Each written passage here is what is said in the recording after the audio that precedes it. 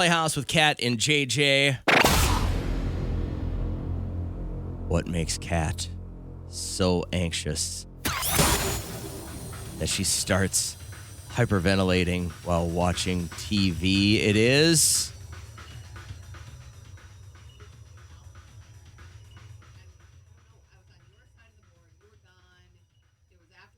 Oh, it was just randomly on. You weren't like actually paying attention to TV. No, it was randomly on, and then I saw this guy like driving this massive truck across a bridge with all this water underneath it, with his whole family. His life is in the car, and he decides to put it on self-drive and do this hand clapping game, which is supposed to make me want to buy this truck, where it drives itself so you can play that weird hand clapping game over water.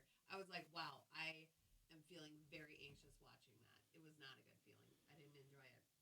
There's only one thing that I could think of that would even rival that.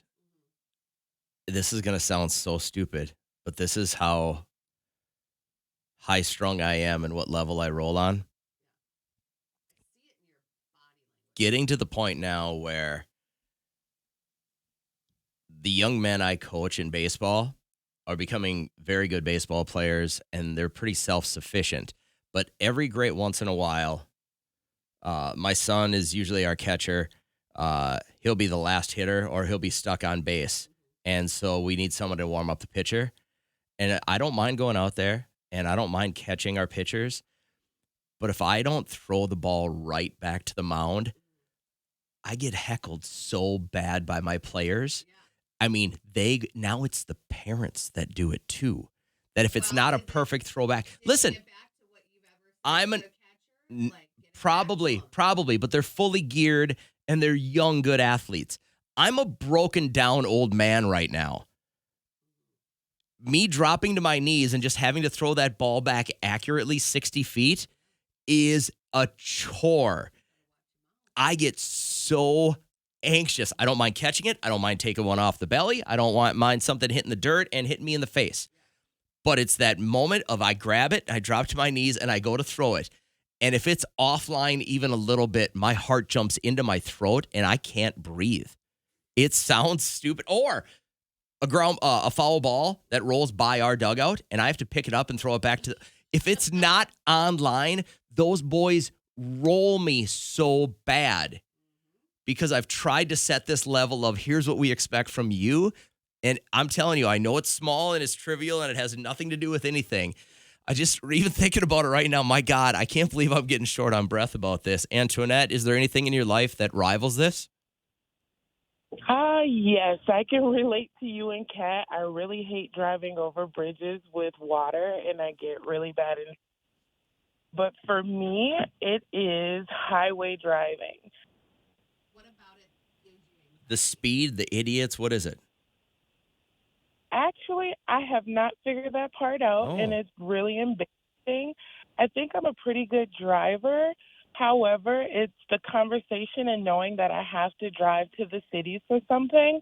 I start sweating and my heart starts racing. And it is crazy scary as to how worked I get about it. So you get when you get into the city and the winding and having to take a certain exit because The increased traffic. I mean, there's got to be something about, like, most people don't mind getting into the city. like I live for city driving. I know exactly where to go. You Oh. can go down there. I love it. So anytime you go down there, Antoinette, just give me a call. I'll drive you down. Oh, I'll go to you're IKEA. so sweet. Yes. Have you been in an accident? Is that why you're fearing this? Or has there been a bad situation? Or this is like an actual irrational fear? It is an irrational fear. I have no real reason as to why this freaks me out. Now, Yeah. the more you drive in the city, does it get better? Or That hasn't happened because of the anxiety that comes along with it. Oh, Like you my avoid husband it. drives me everywhere. I do. I avoid it. I'm a super avoider when it comes to that. So does my mother. My Yeah. mother-in-law go. She lives in Otsego. She'll go to the Elk River Target. Oh, right. She won't go into the city, right? I got you. That's kind of her track. How about the airport? Does that make you, if you got to go to the airport, is that like you're going to have to gummy up before you go kind of thing?